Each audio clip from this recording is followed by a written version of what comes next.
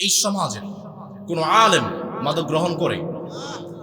এই সমাজের কোন আলেম সন্ত্রাসীর সঙ্গে যুক্ত আছে? এই সমাজের কোন আলেম ডাকাতি করে? এই সমাজের কোন আলেম চাঁদাবাজি করে? তার মানে বোঝা যায় আগামীর বাংলাদেশ আলেমদের হাতেই নিরাপদ। সব দেখেছেন, স্বাধীনতার পরে বাবার শাসন দেখেছেন, পিতার শাসন দেখেছেন, স্বামীর শাসন দেখেছেন, স্ত্রীর শাসন দেখেছেন, চাচার শাসন দেখেছেন, মেয়ের শাসন দেখেছেন, সব দেখেছেন। কোরআনের শাসন কেমন হয় আপনারা কিন্তু এখন পর্যন্ত দেখেন নাই। একটা বার সুযোগ দিয়ে দেখেন কোরআনওয়ালাদেরকে। আইয়ুবের শাসন দেখেছি, শেখ মুজিবের ভাষণ শুনেছি, জিয়া কেটেছেন খাল, এরশাদ চাচার তাল বেতাল, মাঝখানে শুধু দেখেছি হরতাল আর হরতাল। সব দেখা শেষ, এবার আমরা দেখতে চাই আল কোরআনের বাংলাদেশ। আমার যারা বিএনপির ভাইরা আছেন, রাগ করিয়েন না। আমাদের একজন ভাই আছেন বিএনপির স্থায়ী কমিটির সদস্য শেখ রবিউল ইসলাম রবি। তিনি একটা টকশোতে এসে বলছেন ইসলাম পূর্ণাঙ্গ জীবন বিধান, তবে রাষ্ট্রবিধান নয়। নাউযুবিল্লাহ পড়বেন না? আমি একটু কঠিন ভাষায় বলি, রাগ করবেন? আমি বলি তাহলে নবী করিম সাল্লাল্লাহু আলাইহি ওয়াসাল্লাম 10 বছর মদিনার সমাজ থেকে চালিয়েছেন তোমার কোন বাপ দাদার আইন দিয়ে? খুলাফায়ে রাশিদিন লম্বা সময় পুরো বিশ্বটাকে পরিচালনা করেছেন কোরআন এবং হাদিস দিয়ে। যারা ইতিহাসকে ভালোবাসেন, যারা ইতিহাস পড়েন, চ্যালেঞ্জ করে বলছি, ইতিহাস সাক্ষী আছে। আজ পর্যন্ত পৃথিবীর ইতিহাসে গণতন্ত্র দিয়ে পৃথিবীর কোন দেশে আজ পর্যন্ত ধর্ষণ বন্ধ হয়েছে, চাঁদাবাজি বন্ধ হয়েছে, সন্ত্রাসী বন্ধ হয়েছে, রাহাজানি বন্ধ হয়েছে? চ্যালেঞ্জ করে বলছি, ইতিহাস সাক্ষী আছে। আমরা কোরআন দিয়ে এমন একটা সমাজ নির্মাণ করেছি যেই সমাজে কোনো চাঁদাবাজি ছিল না, কোনো সন্ত্রাসী ছিল না, কোনো মাদক ছিল না, কোনো জালেমের জন্য সেই সমাজ হতে পারে না। আপনার কি লাগবে বলেন? অনেক ভাইরা যখন আমরা এই কথাগুলো বলি আমাদেরকে বলে তোমরা হচ্ছে জামাত ইসলামের দালাল। আমরা যে কোরআনের সংবিধানের কথা বলি, কোরআন যে কথাগুলো বলে সেই কথাগুলোর সঙ্গে জামাত ইসলামের মিল থাকতে পারে, কিন্তু শুধু কি জামাত ইসলাম কোরআনের সংবিধানের কথা বলে? খেলাফতে ইসলাম, খেলাফতে মজলিস আছে, ইসলামী আন্দোলন আছে। বাংলাদেশের প্রত্যেকটা ইসলামী দল আল কোরআনের সংবিধানের কথা বলে। আপনার জামাত ইসলাম ভাল লাগে না, করিয়েন না। ইসলামী আন্দোলন করেন, ইসলামী আন্দোলন ভাল লাগে না, আপনি কোনো ইসলামী দল করেন না, আপনি নিজে একটা দল করেন। আমি মাহমুদুল হাসান আপনার সঙ্গে আছি। আপনাকে ইসলামী দল করতেই হবে, এর বাইরে কোনো অপশন নেই। আমাদের বিএনপির সালাউদ্দিন ভাই কয়েকদিন আগে বলেছেন আমরা মদিনার ইসলাম চাই। আমি একটু এইভাবে বলি ভাই, ভালোবাসা দিয়ে বলি, মায়া মোহাম্মদ দিয়ে বলি, ভাই আপনি যেহেতু বলেই ফেলেছেন মদিনার ইসলাম চান, একটু সাহস করে বলেন আমরা কোরআন দিয়ে বাংলাদেশটাকে পরিচালনা করতে চাই। বাংলাদেশের প্রত্যেকটা মানুষ আপনাদের সঙ্গে আছে। বিএনপির প্রতি ভালোবাসা আমাদের আছে না নেই? জিয়াউর রহমানকে আপনারা চিনেন? জিয়াউর রহমান ইসলামী বিশ্ববিদ্যালয়, কুষ্টিয়া ইসলামী বিশ্ববিদ্যালয় করেছেন। বেগম জিয়া কতটুকু চিনেন? ইসলামের জন্য নিবেদিত প্রাণ ছিলেন বেগম জিয়া। কিন্তু এখন বিএনপির ভাইয়েরা, রাগ করিয়েন না, বিএনপিতে এমন কিছু আগাছা জন্মেছে যারা বাংলার জমিন থেকে ইসলামটাকে মিটাতে চায়। এই সুযোগ বাংলার জমিনে দেওয়া হবে না, ঠিক না? আজকে স্বাধীনতার 54 বছর। এই 54 বছরে যেই ক্ষমতায় আসে সেই বলে আমরা ক্ষমতায় আসলে মানুষের ভাগ্যের চাকা পরিবর্তন করব। কিন্তু আমরা দেখি ক্ষমতায় আসার পরে যেই ক্ষমতায় আসে আমাদের ভাগ্যের চাকা পরিবর্তন করার পরিবর্তে তারা নিজেদের ভাগ্যের চাকা পরিবর্তন করে ব্যস্ত হয়ে যায়। ক্ষমতা আসতেছে, পাল্টাচ্ছে, আমাদের তো কিচ্ছু হচ্ছে না, আমাদের ভাগ্যের কোনো পরিবর্তন নেই। ভাগ্যের পরিবর্তন হবে কেমনে? আমাদের যে সংবিধান, এই সংবিধান আজ পর্যন্ত সংশোধন হয়েছে 17 বার। যেই ক্ষমতায় আসে তার নেতা নেত্রীর, তার দলের সংবিধান অনুযায়ী, তার দলের খেয়াল খুশি মতো তারা সংবিধানটাকে পরিবর্তন করে। আওয়ামী লীগ আসে তাদের মন খুশি মতো সংবিধান পরিবর্তন করে, বিএনপি আসে মন খুশি মতো সংবিধান পরিবর্তন করে, কেয়ারটেকার আসে, ইন্টারিম গভর্নমেন্ট আসে, যার যার মন খুশি মতো তারা সংবিধানটাকে পরিবর্তন করে। সুতরাং যেই সংবিধান পরিবর্তনশীল সেই সংবিধান দিয়ে তো মানুষের ভাগ্য পরিবর্তন হবে না। এমন একটি সংবিধান লাগবে যেই সংবিধান পরিবর্তনশীল নয়, যেই আসবে সেই সংবিধান দিয়ে, এক সংবিধান দিয়ে তারা দেশ চালাবে। আর সংবিধান পরিবর্তনযোগ্য নয়, এমন একটা সংবিধান পৃথিবীতে আর কিছুই নেই একমাত্র কোরআন ছাড়া। বাংলাদেশে বিখ্যাত নগরী, বিখ্যাত শহর টাঙ্গাইলের অন্তর্গত সিদ্দিক আলী দারুসালাম মাদ্রাসা ও সিদ্দিক আলী বাজার বাইতুল কেন্দ্রীয় জামে মসজিদের উদ্যোগে ২৭তম বার্ষিক ইসলামী মহাসম্মেলন, তার মানে এই ময়দানে এর আগে আরো ২৬ বার কোরআনের আলোচনা হয়েছে, ঠিক না? আমরা দোয়া করছি আল্লাহ তাআলা এই ময়দানটাকে কিয়ামত পর্যন্ত ইসলামের জন্য, কোরআনের জন্য কবুল করেন, আমরা পড়ি আমিন। আজকের এই মহাসম্মেলনের সম্মানিত সভাপতি, বিশিষ্ট ইসলামী চিন্তাবিদ, বিশিষ্ট শিক্ষাবিদ, হাজারো আলেমের উস্তাদ, আসাতিদুল উলামা, যার ছাত্র হতে পারলে আমি ধন্য হতাম, যার জুতা বহন করতে পারলে আমি ধন্য হতাম, মুফতি আব্দুল ওয়াহুদুল কাসিমি সাহেব দামাত বারাকাতুহুম, শেখুল হাদিস, জামিয়া ইসলামিয়া গৌহর, উত্তরা, ঢাকা, আমাদের সভাপতি সাহেব এসেছেন। আমরা দোয়া করছি আল্লাহ তাআলা উস্তাদকে নেক হায়াত সহ ইসলামের জন্য, কোরআনের জন্য কবুল করেন, আমরা পড়ি আমিন। আজকের এই মহাসম্মেলনের সম্মানিত সহসভাপতি, আমাদের মাথার তাজ, হাজারো আলেমের উস্তাদ, আসাতিদুল উলামা, হাফিজ হযরত মনিরুজ্জামান দামাত বারাকাতুহুম, আতালাল্লাহু উমরা ওয়া বারাকাল্লাহু ফি হায়াতিহি, আমরা সবাই পড়ছি আমিন। আজকের এই মহাসম্মেলনকে যারা মেধা দিয়ে, বুদ্ধি দিয়ে, টাকা দিয়ে, পয়সা দিয়ে জান্নাতের এই বাগানটাকে সাজিয়েছেন, আল্লাহ তাআলা সবাইকে নেক এবং এক রাখেন, আমরা পড়ি আমিন। উপস্থিত জাতির রাহবার, দুঃসময়ের কান্ডারি, সম্মানিত উলামায়ে কেরাম, দূর দূরান্ত থেকে আগত কোরআন প্রিয়, ইসলাম প্রিয় তাওহীদি জনতা, বিভিন্ন স্কুল, কলেজ, বিশ্ববিদ্যালয়ের সম্মানিত শিক্ষকবৃন্দ, আমার প্রাণপ্রিয় তরুণ এবং যুবক ভাইয়েরা, পর্দার অন্তরায় থেকে শুনছেন আমাদের সম্মানিতা এবং শ্রদ্ধেয়া মা এবং বোনেরা, প্রাণপ্রিয় সিদ্দিক আলী তথা ঘাটাইলবাসী, আপনারা সবাই কেমন আছেন? আলহামদুলিল্লাহ, আমিও ভালো আছি। আমাদেরকে যে মালিক ভালো রেখেছেন, একটু গলার আওয়াজটা ছেড়ে দিয়ে বলুন তো, তিনি কে? আমাদেরকে যে মালিক সুস্থ রেখেছেন, তিনি কে? সেই রবের দরবারে রবের শেখানো ভাষায় সর্বোচ্চ আওয়াজ দিয়ে, পুরুষোচিত কণ্ঠে, দেহের সর্বোচ্চ শক্তি গলার মাঝ বরাবর এনে আমরা আবারও শুকরিয়া আদায় করছি, আমরা করছি আলহামদুলিল্লাহ। আজকের এই মাহফিলে আসতে পেরে আপনারা খুশি না বেজার? আমরা সবাই খুশি, পরিমাণেও বেশি। আমরা আওয়াজ করে পড়ছি আল্লাহু আকবার। আমরা যখন মাহফিলগুলোতে যাই, আমাদের অনেক বাবারা আছেন যারা খুব হতাশাগ্রস্ত, সন্তানকে নিয়ে কি করব, সন্তান কথা শুনতে চায় না। আজকে স্কুল, কলেজ, বিশ্ববিদ্যালয়গুলো আমাদের সন্তানদেরকে সার্টিফিকেট দেয় ঠিক, কিন্তু আমাদের সন্তানদের নৈতিকতা কেড়ে নিচ্ছে। সন্তানদের সার্টিফিকেট দিচ্ছে ঠিক, কিন্তু আস্তে আস্তে তারা অরাজকতার দিকে ধাবিত হয়ে যাচ্ছে। ক্লাস 10-এর একটা ছেলে, ক্লাস 9-এর একটা ছেলে একজন মেয়েকে প্রেমের প্রস্তাব দিয়েছে। আপনাদের সমাজে প্রেমের প্রস্তাব আছে? আপনারা যারা বুড়া বাবারা আছেন, আপনারা কিন্তু বুঝবেন না। ওই যে আমার ভাইয়েরা হাসে, অনেক যুবক, অনেক তরুণীকে, অনেক মেয়েদেরকে গিয়ে বলে আই লাভ ইউ। আছে এই সমাজে, আছে, ঢাকাতে আছে, এই সমাজে নাই, এই সমাজেও আছে। ক্লাস 10-এর একটা ছেলে একজন মেয়েকে গিয়ে বলছে আই লাভ ইউ, কিন্তু সেই মেয়ে সেই প্রেমের প্রস্তাবটা মেনে নেয় নাই। সেই ছেলে সেই মেয়েকে অপহরণ করেছে, টানা 3 মাস অবরুদ্ধ করে ধর্ষণ করেছে, এরপর তাকে হত্যা করে ফেলেছে। এমন নজির কি বাংলাদেশে নাই? গাজীপুরের খতিববাড়ি নামক একটা জায়গা আছে। খতিববাড়ি সেই বৃদ্ধাশ্রমে, খতিববাড়ি নামক সেই জায়গায় একটা বৃদ্ধাশ্রম আছে। প্রথম আমরা একজন রিপোর্টার সেই বৃদ্ধাশ্রমে গিয়ে একজন মাকে প্রশ্ন করেছেন, মা, আপনি কতদিন যাবৎ এই বৃদ্ধাশ্রমে আছেন? সেই মা জবাব দিয়ে বলছেন, বাবা রে, আমার সন্তান আমাকে 12 দিনের জন্য রেখে গিয়েছিল, আজকে 12টা বছর হয়ে যাচ্ছে, আজ পর্যন্ত আমার সন্তান একটা নজর দেখার জন্য আছে। কত চেয়ে থাকি রাস্তার দিকে।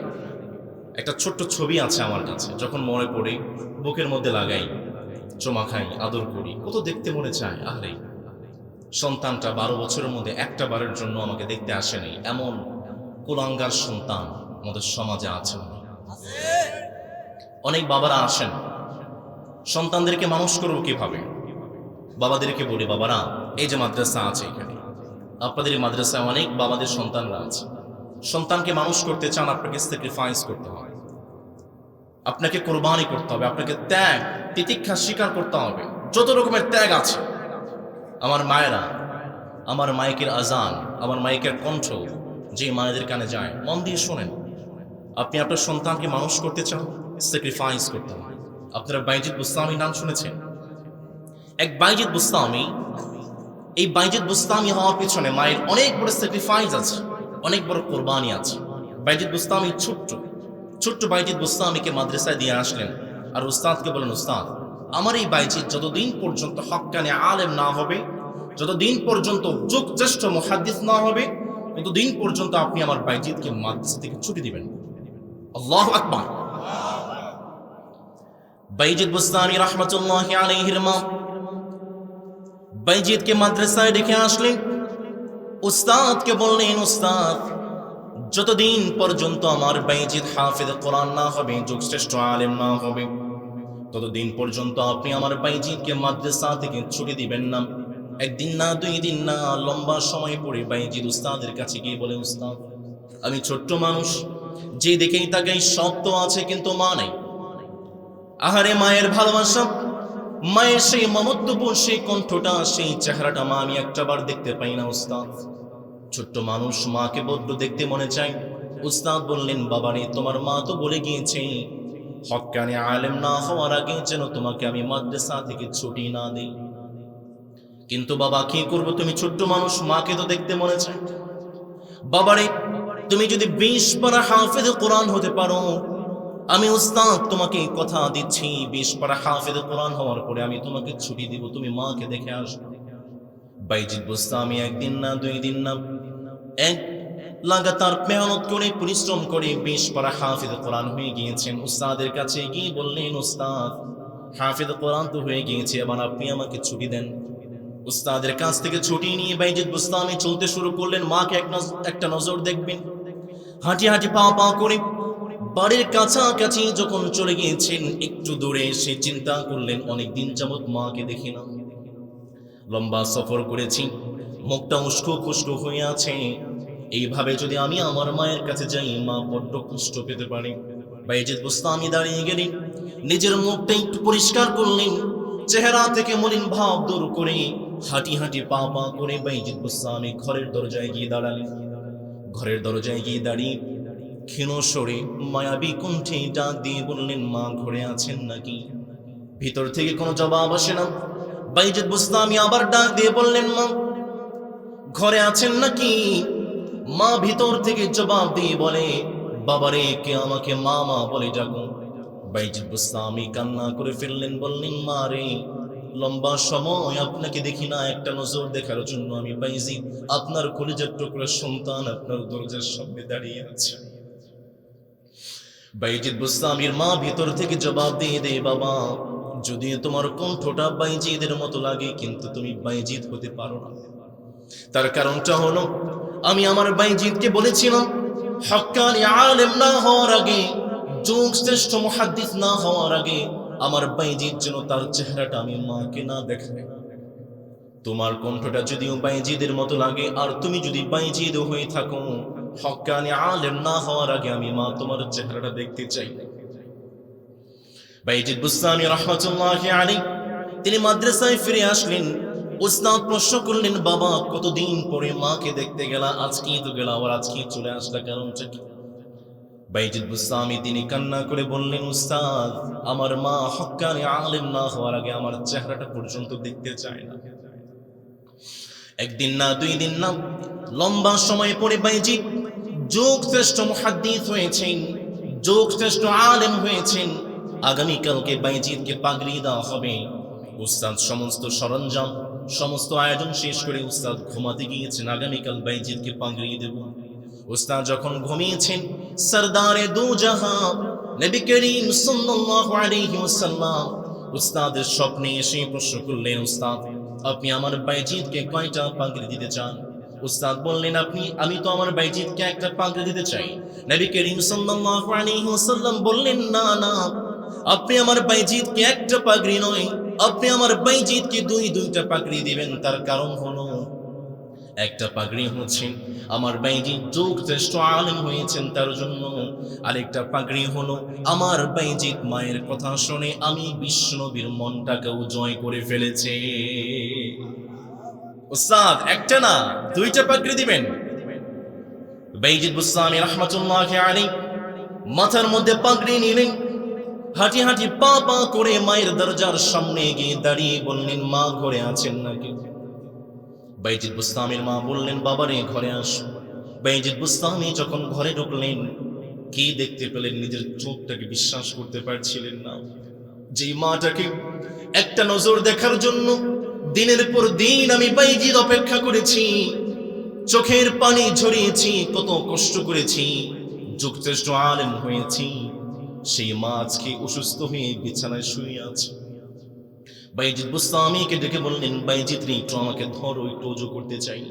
বাইজিদ বুস্তামি মাকে ধরলেন, ওযুখানায় নিয়ে গেলেন, সুন্দর করে মা ওযু করলেন। বাইজিদকে বললেন, বাইজিদ একটু মুসল্লাটা বিছিয়ে দাও, তোমার বাবার একটা আমানত ছিল, আমি যেন তোমাকে যুগশ্রেষ্ঠ আলেম বানাই। তোমার বাবার আমানতটা আমি আজকে রক্ষা করতে পেরেছি, যার কারণে আমি আমার রবের কাছে 2 রাকাত শুকরিয়ার নামাজ আদায় করতে চাই। বাইজিদ বুস্তামি রাহমাতুল্লাহি আলাইহির মা ওযু করে সুন্দর করে সালাতে দাঁড়িয়ে গেলেন। সালাতে দাঁড়িয়ে দোয়া করতে শুরু করলেন, সন্তানের জন্য দোয়া করলেন, রবের কাছে দোয়া করে বললেন, মালিক আমি আমার বাইজিদকে একটা নজর দেখার জন্য, আলেম হিসাবে দেখার জন্য আমি আমার হায়াত চেয়েছিলাম। আমার বাইজিদ আজকে আলেম হয়েছে, আমি যদি আজকে অসুস্থ হয়ে বিছানায় পড়ে থাকি, আমার বাইজিদ আমার সেবা করবে, শুশ্রূষা করবে, উম্মতের সেবা করতে পারবে না। মালিক আমার হায়াতের কোনো প্রয়োজন নেই, আমি মা চাই আমার বাইজিদ আমার সেবার চেয়ে উম্মতের সেবা করবে। বাইজিদ বুস্তামির মা সালাতে পড়ে দোয়া করলেন, মালিক আমার হায়াত লাগবে না, আমার হায়াতটুকু আপনি আমার সন্তানকে দিয়ে দেন। বাইজিদ বুস্তামির মা দোয়া করতে দেরি হয়েছে, সালাতের মধ্যে তিনি পড়ে ফেলেছেন, লা ইলাহা ইল্লাল্লাহু মুহাম্মাদুর রাসূলুল্লাহ। পড়েন সাল্লাল্লাহু। ঝিনুকের ভিতর লুকিয়ে থাকে যেমন মোতি, ঝিনুকের ভিতর লুকিয়ে থাকে যেমন মোতি, কালিমা শাহাদাতে আছে আল্লাহর জ্যোতি, কালিমা শাহাদাতে আছে আল্লাহর জ্যোতি। আল্লাহু আকবার। সন্তানকে মানুষ করতে চান, স্যাক্রিফাইস করতে রাজি আছেন ইনশাআল্লাহ? আল্লাহ আমাদের সন্তানদেরকে মানুষের মতো মানুষ করুন, চিল্লায় পড়েন আমিন। সম্মানিত ঘাটাইলের ভাইয়েরা, সিদ্দিকারের ভাইয়েরা, বলুন তো দেখি, আজকে আমরা একটি কিতাব থেকে কথা শুনতে চাই, সেই কিতাবটির নাম কি? পিছনে ভাইয়েরা রাগ করেছেন, বলুন তো আমার ভাইয়েরা, আজকে আমরা একটি কিতাব থেকে কথা শুনতে চাই, সেই কিতাবটির নাম কি? এই কিতাবের মধ্যে কোনো ভুল আছে? সন্দেহ আছে? সংশয় আছে? সন্দেহহীনভাবে, সংশয়হীনভাবে এই কোরআনটাকে যে মালিক পাঠিয়েছেন তিনি কে? পৃথিবীর যত কিতাব আছে, আপনারা যারা গ্রন্থকিট আছেন, বুক ওয়ার্ম আছেন, যারা বই পড়েন, দেখবেন বইয়ের শুরুতে লেখা আছে, যদি কোনো ভুল করি ভুলটাকে শুধরে দিবেন, আগামী সংস্কারে আমরা ভুলটাকে শুধরে নেব। কিন্তু পৃথিবীর একটা মাত্র বই, একটা মাত্র কিতাব, যে কিতাবের শুরুতে চ্যালেঞ্জ করা হয়েছে, যালিকাল কিতাব লা রাইবা ফি হুদাল লিল মুত্তাকিন, this is a book there is no doubt a guidance for those who are মুত্তাকিন। এই কিতাবটাকে সন্দেহহীনভাবে, সংশয়হীনভাবে যে মালিক পাঠিয়েছেন, আওয়াজ করে বলুন তো তিনি কে? এই কিতাব আল্লাহ তাআলা কেন পাঠিয়েছেন? আমরা আমাদের রবকে প্রশ্ন করলাম, মালিক আপনি কিতাবটাকে কেন পাঠিয়েছেন? একটা প্রশ্ন করি, বুঝে থাকলে জবাব দিবেন। সাগর দিকে থেকে এই সিদ্দিক আলী এই পর্যন্ত যে রাস্তাটা আছে, এই রাস্তাটা কি সোজা নাকি বাঁকাতে আছে? এখন একজন ড্রাইভার, সে যদি রাস্তার বাম ডান না বুঝে সাগর দিকে থেকে গাড়িটাকে সোজা চালিয়ে দেয়, সে কি এই পর্যন্ত আসতে পারবে নাকি খাদে পড়বে? আমাদের জীবন চলার পথে অনেকগুলো ডান বাম আছে, অনেকগুলো লাইট রেফ আছে, আপনি কোন দিকে যাবেন, কোন রাস্তায় গেলে জান্নাত আছে, কোন রাস্তায় গেলে জাহান্নাম আছে, সব কিছুর ইন্ডিকেশন কোরআন আল কারীমে যে মালিক দিয়ে দিয়েছেন তিনি কে? সেই কোরআন তিলাওয়াত করার দরকার আছে না নেই? रहेगा यार इसमें आदम रहेगा यार इसमें आदम रूहे बिलाली न रही फलसफा रह गया है तलकीन गजाली न रही अजुशे कुरान আছে হাদিস আছে সেই ঈমানের মানুষ নেই, সেই আলী হায়দারে ওসমান নেই। আজানের ধ্বনি আছে আগের মতোই, বিলালের সেই রূহ নেই, বিলালের সেই রূহ নেই। আজও সেই কোরআন আছে হাদিস আছে সেই ঈমানের মানুষ নেই, সেই আলী হায়দারে ওসমান নেই। ঠিক কিনা? আজকে আমরা সেই কোরআন থেকে কথা শুনতে চাই, আমরা সরাসরি কোরআন কারীম থেকে কথা শুনবো। তার আগে আমি একটু দেখতে চাই এই সিদ্দিক আলী আমার ভাইদের হৃদয়ে আমার রবের জন্য কতটুকু ভালোবাসা আছে। আমি পড়ব লিল্লাহি তাকবীর, আপনারা পড়বেন আল্লাহু আকবার। পারবেন ইনশাআল্লাহ? লিল্লাহি তাকবীর। না, আপনারা হয়তো খান নাই রাতের বেলা, না কষ্ট হচ্ছে আপনাদের, পিছনের ভাইরা বেশি রাগ করেছেন। আমি আবার বলছি, দেখি আপনাদের হৃদয়ে রবের জন্য কতটুকু ভালোবাসা আছে। লিল্লাহি তাকবীর, লিল্লাহি তাকবীর। গত 16 বছর আমি বুঝ হওয়ার পরে ভোট দিতে পারি নাই, আপনারা দিতে পেরেছেন? আমি তো থাকি চট্টগ্রামে, এই যে আমার ভাই হাত তুলে ফেলেছে, কমন করছে। আমি তো থাকি চট্টগ্রামে, থাকি ঢাকায়। তো আমি যখন ঢাকায় থাকি বা চট্টগ্রামে থাকি, আমি যখন একটু জরিপ করেছি, গত 16 বছর স্বৈরাচারের কারণে, জালেমদের কারণে মানুষ ভোট দিতে পারে নাই। আপনারাও কি তেমন? সামনে ভোটাভুটি আছে না নেই? ভোট দেওয়ার দরকার আছে না নেই? এবার আমরা ভোট দিব যোগ্য, সৎ, কোরআনওয়ালা, ইসলামওয়ালা মানুষকে। পিছনের ভাইয়েরা আওয়াজ করে বলতে হবে, ঠিক কিনা? একটা প্রশ্ন করি, বুঝে শুনে জবাব দিবেন। এই সমাজের কোন আলেম মাদক গ্রহণ করে? এই সমাজের কোন আলেম সন্ত্রাসীর সঙ্গে যুক্ত আছে? এই সমাজের কোন আলেম ডাকাতি করে? এই সমাজের কোন আলেম চাঁদাবাজি করে? তার মানে বোঝা যায় আগামীর বাংলাদেশ আলেমদের হাতেই নিরাপদ। সব দেখেছেন, স্বাধীনতার পরে বাবার শাসন দেখেছেন, পিতার শাসন দেখেছেন, স্বামীর শাসন দেখেছেন, স্ত্রীর শাসন দেখেছেন, চাচার শাসন দেখেছেন, মেয়ের শাসন দেখেছেন, সব দেখেছেন। কোরআনের শাসন কেমন হয় আপনারা কিন্তু এখন পর্যন্ত দেখেন নাই। একটা বার সুযোগ দিয়ে দেখেন কোরআনওয়ালাদেরকে। আইয়ুবের শাসন দেখেছি, শেখ মুজিবের ভাষণ শুনেছি, জিয়া কেটেছেন খাল, এরশাদ চাচার তাল বেতাল, মাঝখানে শুধু দেখেছি হরতাল আর হরতাল। সব দেখা শেষ, এবার আমরা দেখতে চাই আল কোরআনের বাংলাদেশ। আল্লাহ আমাদেরকে তৌফিক দেন, আমরা পড়ি আমিন। যোগ্য, সৎ, ইসলামওয়ালা, কোরআনওয়ালা দেখে এবার আমরা ভোট দিব। কিভাবে? একজন যোগ্য, সৎ, ইসলামওয়ালা, যিনি ইনসাফের সাথে, ন্যায় বিচারের সাথে এই সমাজটাকে পরিচালনা করবেন, এমন একজন মানুষকে বাছাই করবেন কিভাবে, জানার দরকার আছে না নেই? একজন খলিফা, তার জীবনে আপনাদেরকে শোনাই, যার নাম হচ্ছে খলিফা আবু বকর রাদিয়াল্লাহু তাআলা আনহু। আবু বকর রাদিয়াল্লাহু তাআলা আনহু তিনি ছিলেন ইসলামের প্রথম খলিফা। কোরআন দিয়ে, ইসলাম দিয়ে, কোরআনের সংবিধান দিয়ে তিনি পুরো সমাজটাকে পরিচালনা করেছেন, পুরো বিশ্বটাকে পরিচালনা করেছেন। কয়েকদিন আগে আমার যারা বিএনপির ভাইরা আছেন, রাগ করিয়েন না, আমাদের একজন ভাই আছেন বিএনপির স্থায়ী কমিটির সদস্য শেখ রবিউল ইসলাম রবি, তিনি একটা টকশোতে এসে বলছেন ইসলাম পূর্ণাঙ্গ জীবন বিধান, তবে রাষ্ট্রবিধান নয়। নাউযুবিল্লাহ পড়বেন না? আমি একটু কঠিন ভাষায় বলি, রাগ করবেন? আমি বলি তাহলে নবী করিম সাল্লাল্লাহু আলাইহি ওয়াসাল্লাম 10 বছর মদিনার সমাজটাকে চালিয়েছেন তোমার কোন বাপ দাদার আইন দিয়ে? খুলাফায়ে রাশিদিন লম্বা সময় পুরো বিশ্বটাকে পরিচালনা করেছেন কোরআন এবং হাদিস দিয়ে।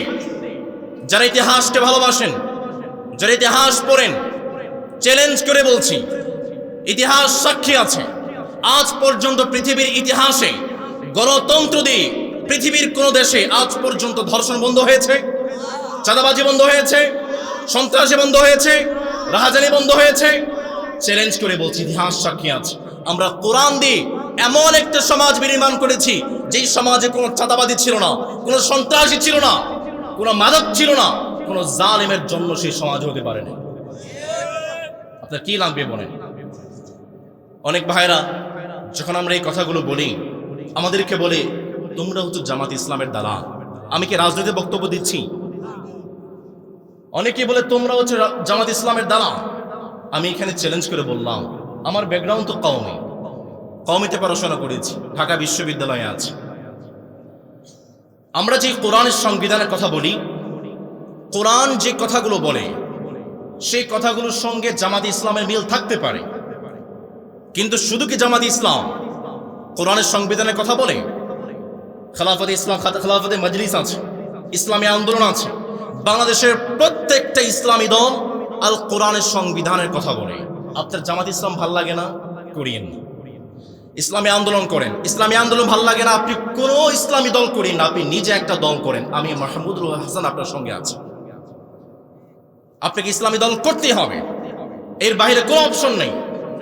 আমাদের বিএনপির সালাউদ্দিন ভাই কয়েকদিন আগে বলেছেন আমরা মাদিনার ইসলাম চাই। আমি একটু এইভাবে বলি ভাই, ভালোবাসা দিয়ে বলি, মায়া মোহাম্মদ দিয়ে বলি, ভাই আপনি যেহেতু বলেই ফেলেছেন মাদিনার ইসলাম চান, একটু সাহস করে বলেন আমরা কোরআন দিয়ে বাংলাদেশটাকে পরিচালনা করতে চাই। বাংলাদেশের প্রত্যেকটা মানুষ আপনাদের সঙ্গে আছে। বিএনপির প্রতি ভালোবাসা আমাদের আছে না নেই? জিয়াউর রহমানকে আপনারা চিনেন? জিয়াউর রহমান ইসলামী বিশ্ববিদ্যালয়, কুষ্টিয়া ইসলামী বিশ্ববিদ্যালয় করেছেন। বেগম জিয়া কতটুকু চিনেন? ইসলামের জন্য নিবেদিত প্রাণ ছিলেন বেগম জিয়া। কিন্তু এখন বিএনপির ভাইয়েরা রাগ করিয়েন না, বিএনপিতে এমন কিছু আগাছা জন্মেছে যারা বাংলার জমিন থেকে ইসলামটাকে মিটাতে চায়। এই সুযোগ বাংলার জমিনে দেওয়া হবে না, ঠিক না? কিভাবে একজন যোগ্য সৎ মানুষকে যাচাই করবেন, বাছাই করবেন? হযরত আবু বকর রাদিয়াল্লাহু তাআলা আনহু, মুহাম্মদ ইবনে আবু হানাফিয়া একবার তার বাবাকে প্রশ্ন করলেন, বাবা নবী করিম সাল্লাল্লাহু আলাইহি ওয়াসাল্লামের প্রতি পরে পৃথিবীতে সর্বশ্রেষ্ঠ মানুষকে? মুহাম্মদ ইবনে হানাফিয়া তার বাবা তাকে জবাব দিয়ে বললেন, নবী করিম সাল্লাল্লাহু আলাইহি ওয়াসাল্লামের পরে পৃথিবীতে সবচেয়ে শ্রেষ্ঠ মানুষের নাম হচ্ছে সাইয়্যিদিনা আবু বকর রাদিয়াল্লাহু। আবু বকর রাদিয়াল্লাহু তাআলা আনহু কেমন মানুষ ছিলেন?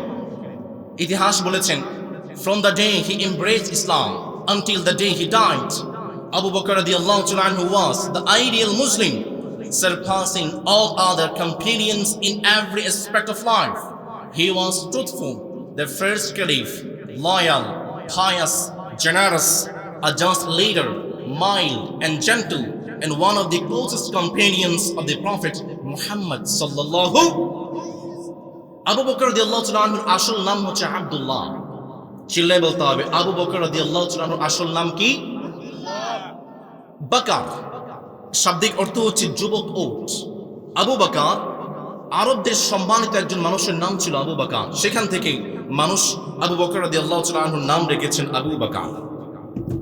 আবু বকর রাদিয়াল্লাহু তাআলা আনহুর কয়েকটি সুন্দর সুন্দর উপাধি আছে। আবু বকর রাদিয়াল্লাহু তাআলা আনহুর এক নম্বর উপাধি হচ্ছে আবু বকর রাদিয়াল্লাহু তাআলা আনহু তিনি হচ্ছেন আতিক। আবু বকর রাদিয়াল্লাহু তাআলা আনহুকে যে মালিক জাহান্নামের আগুন থেকে বাঁচিয়ে দিয়েছেন তিনি কে? আবু বকর রাদিয়াল্লাহু তাআলা আনহুর দুই নম্বর উপাধি হচ্ছে as-সিদ্দিক। আমাদের আম্মা জান খাদিজা রাদিয়াল্লাহু তাআলা আনহা তিনি ইন্তেকাল করলেন, চাচা আবু তালিব তিনি ইন্তেকাল করলেন। আম্মা জান খাদিজা রাদিয়াল্লাহু তাআলা আনহা তিনি যখন ইন্তেকাল করলেন, নবী করিম সাল্লাল্লাহু আলাইহি ওয়াসাল্লামকে ডেকে বললেন, নবী আমার তো বড্ড ভয় লাগে, কবরের প্রশ্ন আমি খাদিজা জবাব দিতে পারবো কিনা, কবরের কঠিন কঠিন প্রশ্নের জবাব আমি খাদিজা দিতে পারবো কিনা। নবী করিম সাল্লাল্লাহু আলাইহি ওয়াসাল্লামকে বললেন, নবী আপনার একটা জামা সুন্দর করে ধুয়ে আমি আমার বালিশের নিচে রেখে দিয়েছি। নবীজিকে বললেন, নবী আমি যখন ইন্তেকাল করব, আমি যখন মারা যাব, দয়া করে মায়া করে আপনার জামা দিয়ে আমি খাদিজার কাফনের কাফনটা আপনি বানিয়ে দিন। নবী করিম সাল্লাল্লাহু আলাইহি ওয়াসাল্লামকে বললেন, নবী, কবরের ফেরেশতারা যখন আপনার জামা আমি খাদিজার গায়ে দেখতে পাবে, কবরের ফেরেশতারা আমাকে কোনো প্রশ্ন করবে না, আমাকে কোনো প্রশ্নের সম্মুখীন হতে হবে না। নবী করিম সাল্লাল্লাহু আলাইহি ওয়াসাল্লাম বললেন, খাদিজা রে, তোমার কোনো ভয় নেই, তোমার কোনো টেনশন নেই। খাদিজা যখন ইন্তেকাল করলেন, নবী করিম সাল্লাল্লাহু আলাইহি ওয়াসাল্লাম কবরের পাশে বসে আছেন, সবাই তো চলে যায়। নবী করিম সাল্লাল্লাহু আলাইহি ওয়াসাল্লামকে জিবরিল এসে প্রশ্ন করলেন, নবী, কি হয়েছে আপনার? খাদিজার কবরের পাশ থেকে তো সবাই চলে যায়, আপনি কেন বসে আছেন?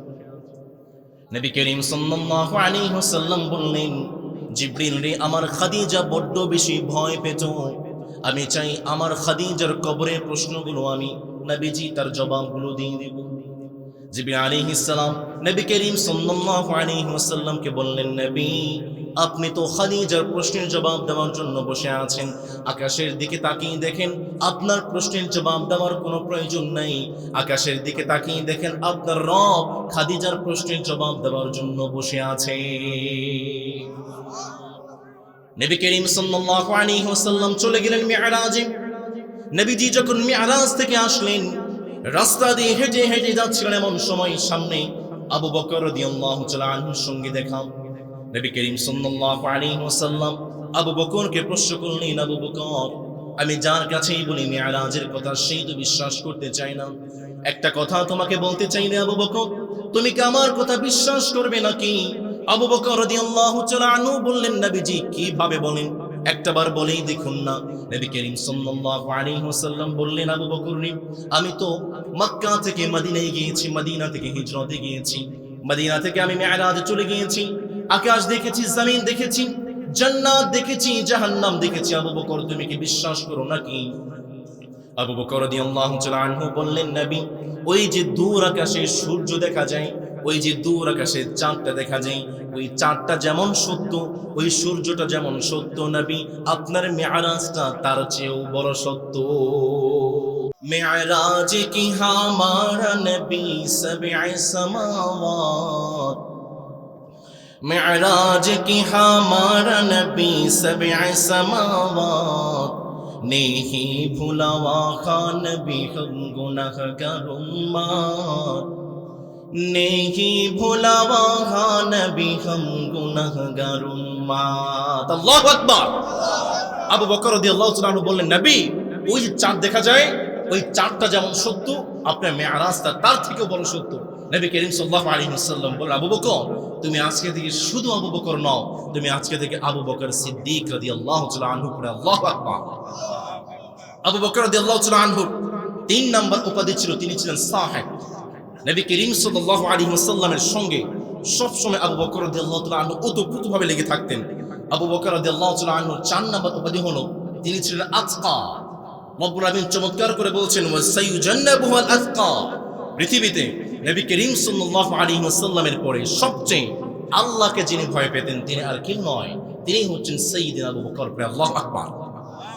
5 নম্বরে আবু বকর রাদিয়াল্লাহু তাআলা আনহু, তিনি হচ্ছেন সেই সাহাবী যার মধ্যে নম্রতা, ভদ্রতা সবচেয়ে বেশি ছিল। সমাজে প্রিয় ভাইয়েরা, আবু বকর রাদিয়াল্লাহু তাআলা আনহু দেখতে কেমন ছিলেন আমি একটু আপনাদের সামনে উপস্থাপন করতে চাই। তবে তার আগে আপনি একটু কল্পনা করবেন, চোখটা বন্ধ করে ইমাজিন করবেন, আসলে আবু বকর দেখতে কেমন ছিলেন। একজন মানুষের গুণ যখন বর্ণনা করা হয়, তখন কিন্তু সেই মানুষের দেখতে কেমন বা অবয়বটা কেমন, শারীরিক গঠনটা কেমন, সেটা কিন্তু বোঝা যায়। সাইয়্যিদনা আবু বকর রাদিয়াল্লাহু তাআলা তিনি কেমন ছিলেন? ইতিহাস বলেছে, he was white skin and skinny, his beard did not grow very long on his cheeks and his back leaned forward to a certain degree. Abu Bakr রাদিয়াল্লাহু তাআলা আনহু গায়ের রং ছিল উজ্জ্বল এবং গৌরবর্ণের। তিনি হালকা পাতলা ছিলেন, খুব একটা মোটা দাদা ছিলেন না, একটু কুজো ছিলেন, পিঠটা একটু বাঁকানো ছিল, কুজো টাইপের ছিলেন। আবু বকর রাদিয়াল্লাহু তাআলা আনহুর শারীরিক কাঠামো ছিল অত্যন্ত মজবুত, চেহারায় তেমন কোনো গোশত ছিল না, চোখগুলো একটু ভিতরের দিকে ঢুকে গিয়েছিল। সাইয়্যিদনা আবু বকর রাদিয়াল্লাহু তাআলা আনহুর নাকটা ছিল বড়, কপালটা ছিল চওড়া। সাইয়্যিদনা আবু বকরের দাড়িগুলো ছিল সাদা। তিনি সব সময়, ওই যে আমাদের বাবা আছে, বাবার মতো দাড়ির মধ্যে চুলের মধ্যে মেহেদি লাগিয়ে রাখতেন। সুবহানাল্লাহ পড়বেন না? আমাদের বাবারা অনেকে আছেন চুলের মধ্যে কলপ লাগায়, বুড়া হয়ে গেছে, জওয়ান হতে চায়, কালো রং লাগায়। এরকম বাবা আমাদের সমাজে আছে না নেই? যে বাবারা কলপ লাগান সাবধান। নবী করিম সাল্লাল্লাহু আলাইহি ওয়াসাল্লাম বলেছেন, যারা দাড়ির মধ্যে কালো কলপ লাগায়, মাথার মধ্যে কালো কলপ লাগায়, তারা তো জান্নাত তো পাওয়া দূরের কথা, জান্নাতের গ্রামটাও তারা পাবে না। নাউযুবিল্লাহ পড়বেন না? আপনি চাইলে মেহেদি লাগাতে পারেন। সাইয়েদনা আবু বকর রাদিয়াল্লাহু তাআলা আনহু বাবা মক্কা বিজয়ের দিন নবীজির কাছে এসেছেন। বাবার চুলগুলো দাড়িগুলো অত্যন্ত সাদা ছিল। নবীজি বললেন, আবু বকর, বাবার চুল দাড়িগুলো একটু কালো করে, একটু রঙিন করে দাও, মেহেদি লাগিয়ে দাও বা অন্য কোনো কালার করে দাও, বাট ওয়াজতানিবুস সুওয়াদ, সাবধান, বাবার দাড়ি চুলগুলো কিন্তু কখনোই কালো করা যাবে। 3 প্রকারের মানুষ চাইলে চুলগুলো কালো করতে পারে, দাড়িগুলো চাইলে কালো করতে পারে। চিল্লায় বলতে হবে, কয় প্রকারের মানুষ? 1 নাম্বার, বেশি বয়সে বিয়ে করেছেন, চুল দাড়ি পেকে যাচ্ছে।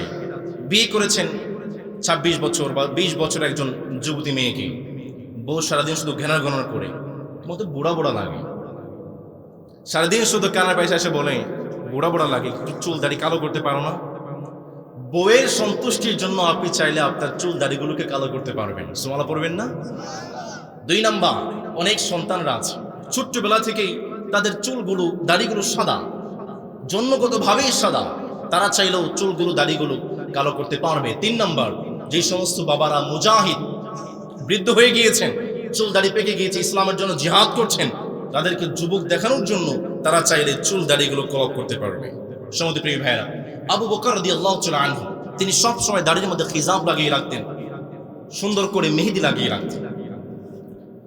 আবু বকর রাদিয়াল্লাহু তাআলা আনহু ইসলাম গ্রহণের পূর্বে মক্কাতে সবচেয়ে বড় নেতাদের মধ্যে অন্যতম ছিলেন আবু বকর রাদিয়াল্লাহু তাআলা আনহু।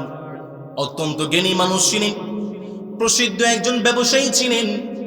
কালেমার দাওয়াত কিভাবে তিনি ইসলাম গ্রহণ করলেন খুব মন দিয়ে শুনেন। অনেক বাবারা আছেন ইসলাম গ্রহণ করেছেন, বাপ দাদা সূত্রে মুসলমান হয়েছেন, ইসলামের মর্মটা বুঝেন না। দেখুন সাইয়েদনা আবু বকর কিভাবে কালেমা পড়ে মুসলমান হয়েছেন। ছোট্টবেলায় আবু বকর রাদিয়াল্লাহু তাআলা আনহু বাবার সঙ্গে একবার মন্দিরে গিয়েছিলেন। মন্দিরে যাওয়ার পরে আবু বকর দেখতে পেলেন একটা বিশাল বড় মন্দির, মূর্তি দাঁড়িয়ে আছে, মূর্তির নিচে কিছু খাবার দেওয়া আছে। আবু বকর রাদিয়াল্লাহু তাআলা আনহু মূর্তিকে বললেন, যে খাবারগুলো দেওয়া আছে খাবারগুলো খা। মূর্তি কি খাইতে পারে নাকি? আবু বকর রাদিয়াল্লাহু তাআলা আনহু একবার বললেন, মূর্তি খায় না। 2 বার বললেন, মূর্তি খাবারগুলো খা। মূর্তি তো খাবার খাইতে পারে না। একটা প্রশ্ন করছি, জবাব দেবেন। আপনি যখন আপনার সন্তানকে বলছেন বাবা এই দিকে আস, আপনার সন্তান একবার কথা শুনলো না, আপনি আপনার সন্তানকে বললেন, আবার বললেন বাবা এই দিকে আসো, আবারও কথা শুনলো না। 3 নম্বরে বললেন বাবা এই দিকে আয়, আপনার কথা শুনলো না।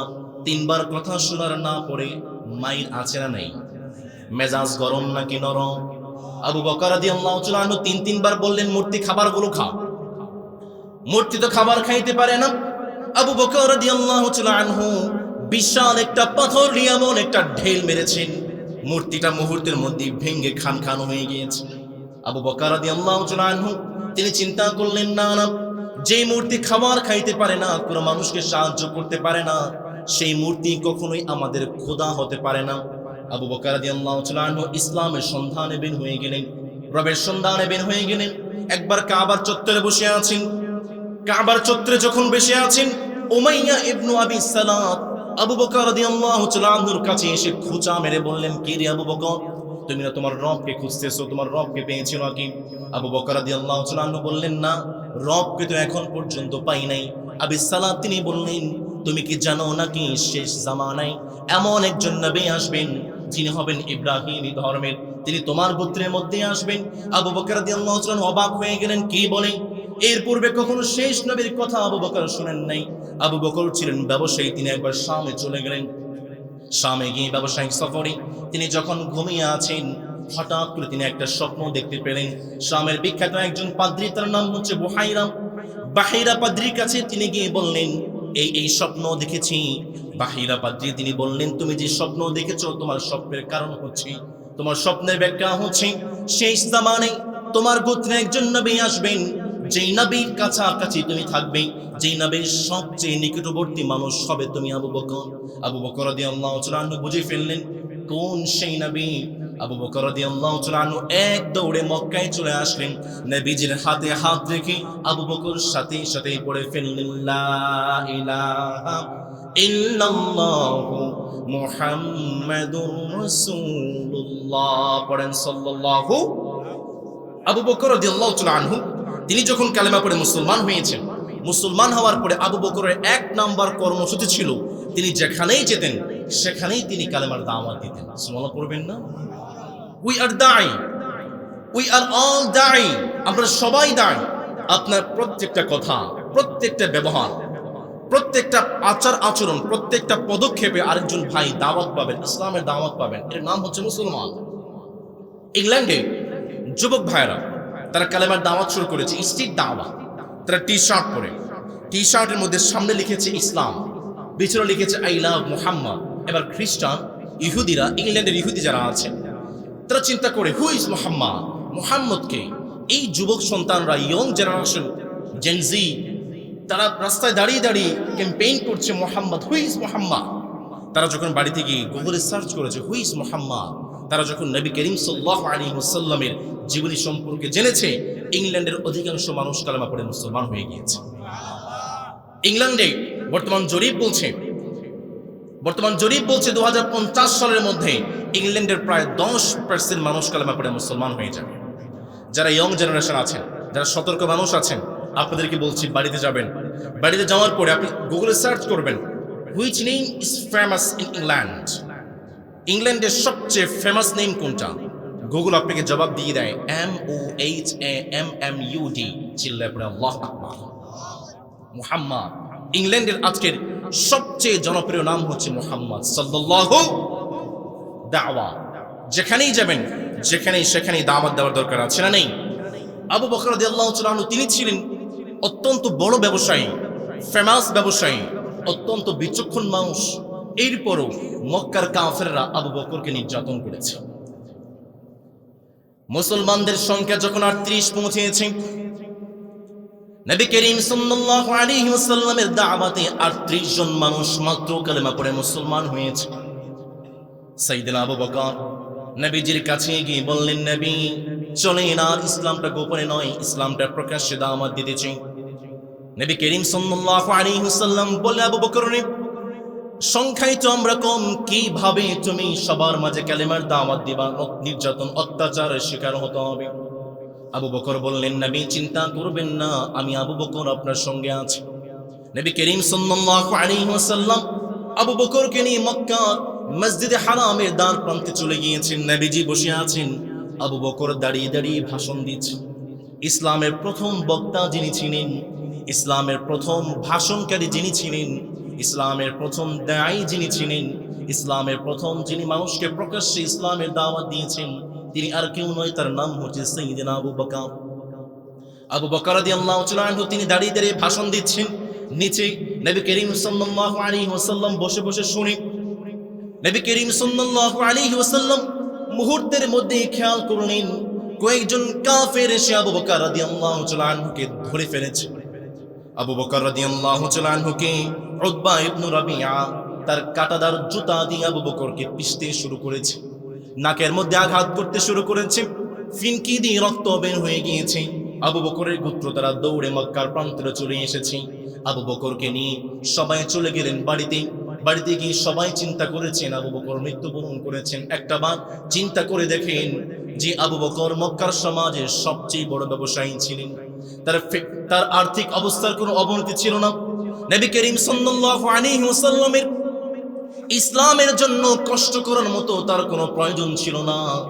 আবু বকর রাদিয়াল্লাহু তাআলা আনহু এমন ভাবে আঘাতপ্রাপ্ত হয়েছেন, সবাই মনে করেছে তিনি ইন্তেকাল করেছেন। আবু বকর রাদিয়াল্লাহু তাআলা আনহুর মা পাশেই দাঁড়িয়ে দাঁড়িয়ে কান্না করে, হারে আমার সন্তান, কলিজার টুকরো সন্তান। সকাল থেকে সন্ধ্যা পর্যন্ত সবাই দাঁড়িয়ে আছে, কিন্তু আবু বকরের চোখটা তো খুলে না। সন্ধ্যা বেলায় যখন আবু বকর একটু চোখটাকে খুলেছেন, চোখ খোলার পরে তিনি বলেন নাই আমার কি হয়েছে, কি আমাকে আঘাত করেছে, তাকে ধরতে পেরেছো নাকি? আবু বকর যখন সারাদিন পরে চোখটাকে খুলেছেন, তিনি তার প্রথম কথা বলেছেন, আমার নবী মুহাম্মদুর রাসূলুল্লাহ তিনি কেমন আছেন। কেমন ভালোবাসা আবু বকরের হৃদয়। আবু বকর বললেন, মারে আমার রাসূল কেমন আছেন, আমার হাবিব কেমন আছেন? সবাই বললেন, আবু বকর সারাদিন তোমার চোখটা খুলে নাই, কিচ্ছু খাইতে পারো নাই। আবু বকর একটু পানি খাও, একটু খাবার খাও। আবু বকর চিৎকার করে দিয়ে বললেন, আমার মা রে, আমি যতক্ষণ পর্যন্ত আমার হাবিবের খোঁজ জানতে না পারবো, আমি একটা মুহূর্তের জন্য কোনো দানা আমি মুখে নিব না। মা তুমি যাও উম্মে জামিলের কাছে, উম্মে জামিলের কাছে আমার রাসূলের সংবাদ আছে। উম্মে জামিলের কাছে গিয়ে মা বললেন, আমার কলিজার টুকরা সন্তান আবু বকর কিছু খাচ্ছে না, সকাল থেকে পড়ে আছে। রাসূল কোথায় আছে তুমি জানো নাকি? উম্মে জামিল আবু বকর রাদিয়াল্লাহু তাআলা আনহুকে নিয়ে নবীজির দরবারে চলে আসলেন। নবীজির দরবারে চলে আসার পরে নবীজিকে দেখা মাত্র এক মুহূর্তে দৌড়ে গিয়ে নবীজি কুলাকুলি করে ফেললেন, বুকের মধ্যে নিয়ে নিলেন। নবী করিম সাল্লাল্লাহু আলাইহি ওয়াসাল্লামকে বললেন, নবী আমি আবু বকরের শরীরে এক বিন্দু পরিমাণ, এক ফোঁটা রক্ত থাকতে ইসলামের কোনো ক্ষতি হতে পারে না। আবু বকর রাদিয়াল্লাহু তাআলা আনহুর ভালোবাসা দেখে মা সাথে সাথে কালেমা পড়ে মুসলমান হয়ে গিয়েছে। আল্লাহু আকবার। আবু বকর রাদিয়াল্লাহু তাআলা আনহুকে নবীজি বললেন, আবু বকর রে চিন্তা করিস না, দুঃখের পরে কিন্তু কষ্ট আসে। রাত যত গভীর হয়, সুবহে সাদিক হওয়ার সময়টা ঠিক ততটাই ঘনিয়ে আসে। গর্ভবতী মায়ের প্রসব বেদনা যত বেশি হয়, সুসংবাদ আসার সময়টাও ঠিক ততটাই ঘনিয়ে আসে, ঠিক কি না? দুঃখের আধারে শেষে আলোর প্রভাত হাসে, হতাশার কালো মেঘে যাই গো ভেসে, হতাশার কালো মেঘে যাই গো ভেসে। দুঃখের আধারে শেষে আলোর প্রভাত হাসে, হতাশার কালো মেঘে যাই গো ভেসে, হতাশার কালো মেঘে যাই গো ভেসে। কোরআনের পাতায় পাতায় দেখো, ইমানের পথ ঢাকা পথার কাঁচাই। কোরআনের পাতায় পাতায় দেখো, ইমানের পথ ঢাকা বেথার কাঁচাই। ভেঙে পড়ো না কভু হতাশ হয়ে, ভেঙে পড়ো না কভু হতাশ হয়ে। জ্বলে পড়ে খাঁটি সোনা হও গো শেষে, জ্বলে পড়ে খাঁটি সোনা হও গো শেষে। জীবনের বাঁকে বাঁকে দেবে আজাজিল শত ধোঁকা রঙিন ফাঁদে। জীবনের বাঁকে বাঁকে দেবে আজাজিল শত ধোঁকা রঙিন ফাঁদে। রাসূলের পথ তুমি চিনে নিও, রাসূলের পথ তুমি চিনে নিও। সফলতা চাও যদি অবশেষে, সফলতা চাও যদি অবশেষে। আওয়াজ করে বলতে হবে, ঠিক কিনা? দুঃখের পরে আধার আসে, আধারের পরে আলো আসে। নবী করিম সাল্লাল্লাহু আলাইহি ওয়াসাল্লাম আবু বকর রাদিয়াল্লাহু তাআলা আনহু, আবু বকর চিন্তা করার কারণ নেই, তোমার জন্য সুসংবাদ অপেক্ষা করছে। আবু বকর রাদিয়াল্লাহু তাআলা আনহু তিনি ছিলেন সেই সাহাবী যিনি সব সময় নবীর সঙ্গে লেগে থাকতেন। একবার নবী করিম সাল্লাল্লাহু আলাইহি ওয়াসাল্লাম হারামে মক্কাতে সালাত আদায় করছিলেন। একজন বিখ্যাত কাফের উকবা ইবনে আবি মুঈত তিনি নিজের কাপড়টা নবীজির গলায় পেঁচিয়ে হ্যাঁচকে টান দিতে শুরু করেছে। আবু বকর রাদিয়াল্লাহু তাআলা আনহু তিনি গিয়ে বললেন, আতাকতুলুনা রাজুলান আন ইয়াকুলা রাব্বি আল্লাহ, তুমি কি শুধুমাত্র এই মানুষটাকে আল্লাহ বলার কারণে এই মানুষটাকে হত্যা করতে চাও? আবু বকর রাদিয়াল্লাহু তাআলা আনহু তিনি ছিলেন সেই সাহাবী, একবার মুশরিকরা নবী করিম সাল্লাল্লাহু আলাইহি ওয়াসাল্লামকে আঘাত করছে। আবু বকর রাদিয়াল্লাহু তাআলা তিনি গিয়ে বললেন, আতাকতুলুনা রাজুলান আন ইয়াকুলা রাব্বি আল্লাহ, এই মানুষটা শুধু আল্লাহ বলে, এই আল্লাহ বলার কারণে তুমি এই মানুষটাকে হত্যা করতে চাও? সেই সময় মক্কার কাফেররা আমার হাবিবকে শুধু আল্লাহ বলার কারণে আঘাত করেছে, অত্যাচার করেছে, নির্যাতন করেছে। সুতরাং এই সমাজেও যারা আল্লাহ এবং রাসূল আর ইসলামের কথা বলার কারণে ওলামায়ে কেরামদের উপর নির্যাতন করে, অত্যাচার করে, তাদের রক্ত আবু জহলের রক্ত প্রবাহমান। অনেকেই বলে, আচ্ছা হুজুরকে রিমান্ডে নেওয়া হয়েছে, হুজুরের মধ্যে অবশ্যই কোনো দোষ আছে। এত বড় হুজুর রিমান্ডে নেওয়া হলো, ফাঁসি দিয়ে দেওয়া হলো, অবশ্যই হুজুরের মধ্যে কোনো দোষ আছে। এমন মানুষ আমাদের সমাজে আছে না? নেই? আমি বলি ভাই, আপনি তো বুকার সঙ্গে বাস করছেন, আপনি তো কোরআন পড়েন নাই। রব্বুল আলামিন সূরাতুল আনকাবুতের মধ্যে চমৎকার করে বলছেন, বান্দা শোনো। রব্বুল আলামিন চমৎকার করে বললেন, বান্দা শোনো, আহাসিবান নাসু আন ইউতরাকু আন ইয়াকুলু আমান্না ওয়া হুম লা ইফতানুন। রব্বুল আলামিন চমৎকার করে বললেন, বান্দা শোনো, তুমি কি চিন্তা করেছো নাকি শুধুমাত্র নামাজ পড়ার কারণে, শুধুমাত্র রোজা রাখার কারণে, হজে যাওয়ার কারণে তোমাকে জান্নাত দিয়ে দেওয়া হবে? না না, তোমাকে বড় বড় পরীক্ষার মাধ্যমে পরীক্ষিত করা হবে। আমরা আমাদের রবকে বললাম, মালিক কি কি পরীক্ষার মাধ্যমে আমাদেরকে পরীক্ষিত করা হবে বলেন। রব্বুল আলামিন চমৎকার করে সুন্দর করে বললেন, বান্দা শোনো, আমার বাবারা যারা আমাকে শুনছেন কান খাড়া করে শুনেন। রব্বুল আলামিন চমৎকার করে বললেন, বান্দা শোনো, وَلَنَبْلُوَنَّكُمْ بِشَيْءٍ مِّنَ الْخَوْفِ وَالْجُوعِ وَنَقْصٍ مِّنَ الْأَمْوَالِ وَالْأَنفُسِ وَالثَّمَرَاتِ وَبَشِّرِ الصَّابِرِينَ। রব্বুল আলামিন চমৎকার করে বললেন, বান্দা শোনো, তোমাকে ক্ষুধার মাধ্যমে পরীক্ষিত করা হবে, তোমাকে ভয়ের মাধ্যমে পরীক্ষিত করা হবে, তোমাকে ফসলের ক্ষয়ক্ষতির মাধ্যমে পরীক্ষিত করা হবে। এমনও হতে পারে তুমি ইসলামের কথা বলার কারণে, কোরআনের কথা বলার কারণে তোমাকে ফাঁসির মঞ্চে ঝুলিয়ে দিতে পারে। আপনারা আবু হানিফা রাহমাতুল্লাহি আলাইহির নাম শুনেছেন। আবু হানিফা রাহমাতুল্লাহি আলাইহি তিনি শুধু আল্লাহ এবং তার রাসূলের কথা বলেছেন। আল্লাহ এবং তার রাসূলের কথা বলার কারণে আবু হানিফাকে জেলের মধ্যে বন্দী করে, অত্যাচার করে, নির্যাতন করে তাকে শহীদ করে দিয়েছে। অন্যতম একজন বিখ্যাত আলেম আহমদ ইবনে হাম্বল রাহমাতুল্লাহি আলাইহি তিনি যখন আল্লাহ এবং তার রাসূলের কথা বলেছেন, জালিমরা আহমদ ইবনে হাম্বল রাহমাতুল্লাহি আলাইহিকে প্রকাশ্যে উলঙ্গ করে পিটিয়ে পিটিয়ে তাকে শহীদ করে দিয়েছে। আপনার সাইয়্যিদ কুতুবের নাম শুনেছেন? সাইয়্যিদ কুতুব তিনি হচ্ছেন সেই মানুষ যিনি কোরআনের তাফসীর করেছেন, আল্লাহ এবং তার রাসূল বলার কারণে ফাঁসির মঞ্চে ঝুলিয়ে দেওয়া হয়েছে। সাইয়্যিদ কুতুবকে যখন ফাঁসির মঞ্চের দিকে নিয়ে যাওয়া হয়, জেলের মধ্যে একজন হুজুর তিনি সাইয়্যিদ কুতুবকে এসে বললেন, সাইয়্যিদ কুতুব, আমি আপনার কাছে এসেছি কালেমা পড়ানোর জন্য। সাইয়্যিদ কুতুব বললেন, তুমি যে কালেমা পড়ানোর জন্য ভাতা পাও, সেই কালেমার ব্যাখ্যা লিখতে গিয়ে আমি সাইয়্যিদ কুতুব আজকে ফাঁসির মঞ্চে ঝুলছি। তোমার দাওয়াত আমার দাওয়াত, নেই দাওয়াতে মিল, তোমার কিতাব আমার কিতাবে নেই আবার মিল, তোমার কিতাব আমার কিতাবে নেই আবার মিল। তোমার দাওয়াত মাংস পোলাও প্লেট ভরা ভাত, আমার দাওয়াত ময়দানেতে দিন রাত খরায়। তোমার দাওয়াতে সিঁড়ি নিচে তালাশ করা নেই, আমার দাওয়াত জেলখানাতে দিন রাত করায়। তোমার দাওয়াত আমার দাওয়াত, নেই দাওয়াতে মিল, তোমার কিতাব আমার কিতাবে নেই আবার মিল, তোমার কিতাব আমার কিতাবে নেই আবার মিল। ঠিক কিনা?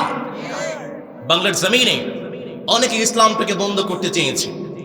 সেই ফেরাউন থেকে শুরু করে টাকলা মুরাদ হয়ে শেখ হাসিনা পর্যন্ত যারাই বাংলার জমিনে ইসলামটাকে বন্ধ করতে চেয়েছে, তারা কি পেরেছে? ইসলাম অনেকেই মনে করে এটা হচ্ছে একটা মোমের বাতি, ফু দিয়ে নিভিয়ে দিবে। ভাইরা, ইসলাম কোনো মোমের বাতি নয়, ইসলাম হচ্ছে কারেন্টের লাইট। বুঝে থাকলে বলতে হবে, এই কারেন্টের লাইটের সুইচ কার হাতে? চিল্লায় বলতে হবে, কার হাতে? সুতরাং যারাই ইসলামটাকে বন্ধ করতে চেয়েছে তারাই পৃথিবী থেকে বিদায় হয়ে লাঞ্ছিত এবং অপমানিত হয়ে বিদায় হয়েছে। সাবধান করে দিচ্ছি, ইসলাম নিয়ে ছিনিমিনি খেলবা না।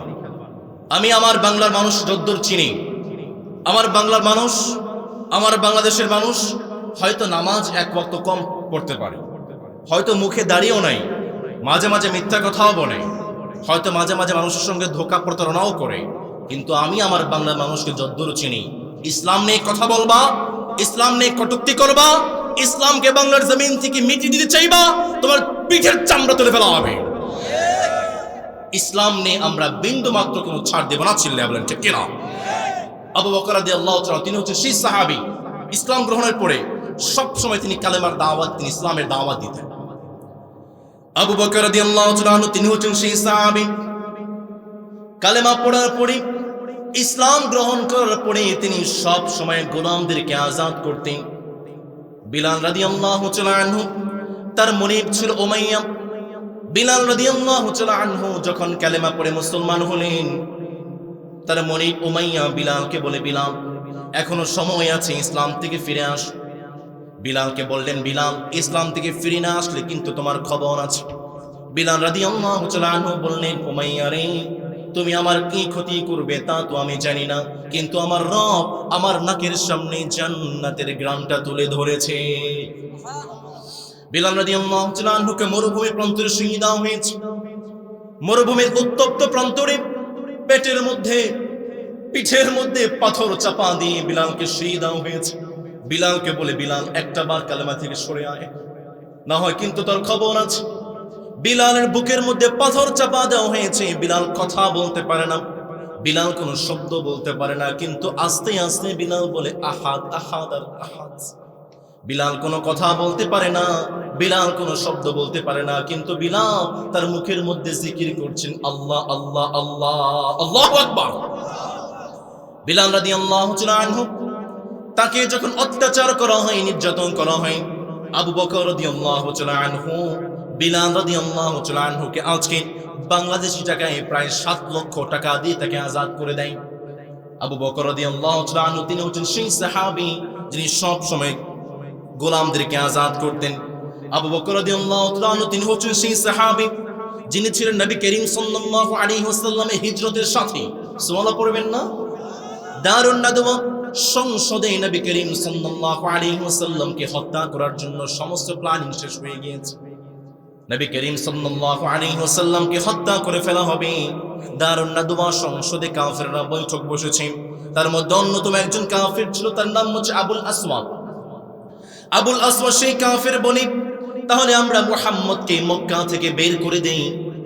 শয়তান এসে বলে, আবুল আসওয়াদ তুমি কি বলো, মুহাম্মদকে যদি মক্কা থেকে বের করে দাও, কালকেই তো তার সাথীদেরকে নিয়ে মক্কার উপরে হামলা করতে পারে। না না। আরেকজন বিখ্যাত কাফির, তার নাম হচ্ছে আবুল বখতারি, তিনি বললেন, তাহলে মুহাম্মদের জন্য একটা শাস্তি হলো, হাত পায়ে বেড়ি পড়ে, হাত পায়ে কড়া পড়ে তাকে জেলখানার মধ্যে বন্দি করে দাও। শয়তান এসে বলে, বোকা কি বলো, মুহাম্মদকে জেলখানায় বন্দি করে দিবা? মুহাম্মদের যে সাথীরা আছে কালকেই তো জেল ভেঙে মুহাম্মদকে বের করে নিয়ে যাবে। মক্কার কাফেররা বলে, কি করা যায়, কি করা যায়? আরেকজন বিখ্যাত কাফের, তার নাম হচ্ছে আবু জাহেল। আবু জাহেল বলে, আমার কাছে 9-6 কোনো বুদ্ধি নাই, আমার হচ্ছে ডাইরেক্ট অ্যাকশন।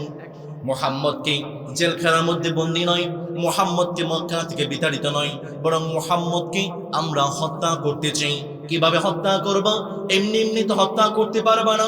তাহলে মুহাম্মদের যে বংশ আছে, যে গোত্র আছে, তারা আমাদের উপরে হামলা করতে পারে, কি করা যায়? মক্কায় যতগুলো গোত্র আছে প্রত্যেকটা গোত্র থেকে একজন করে যুবক আমরা বাছাই করব, আর প্রত্যেকের হাতে একটা করে তলোয়ার আমরা দিয়ে দেব, আর সবাই মিলে যখন মুহাম্মদের উপরে হামলা করবে, এক মুহাম্মদের গোত্র হাশিমি গোত্র, মুহাম্মদের গোত্র আমাদের উপরে কোনো হামলা করতে পারবে না।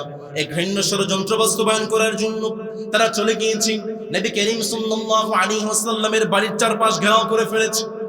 আমার সিদ্দিক আলীর ভাইরা যদি আমার কথা বুঝে থাকেন বলেন তো দেখি, মক্কার কাফেররা আমার হাবিবকে হত্যা করার জন্য ষড়যন্ত্র করে আকাশের উপর থেকে যেই মালিক নবীজিকে জানিয়ে দিয়েছেন তিনি কে?